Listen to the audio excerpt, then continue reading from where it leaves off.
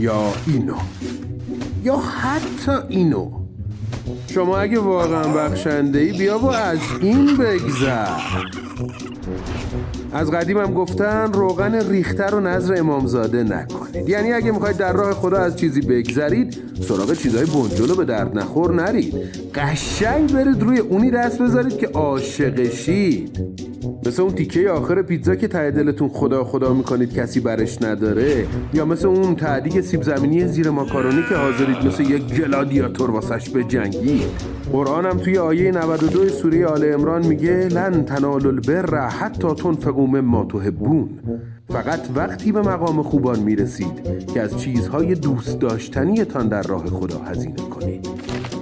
یعنی اگه میخواید اوج بگیرید باید یه سری زنجیرها رو قیچی کنید. زنجیرهایی مثل پول، زمان، آبرو یا حتی دلبستگی به نزدیکانتون که گاهی توی زندگی شخصی جلوی پروازتون رو میگیرن و گاهی توی میدون جهاد دست و پاتون رو شل میکنن. اون وقت شاید شما هم بتونید مثل حاج قاسم ها و حنیه ها و سنوارها اوج بگیرید.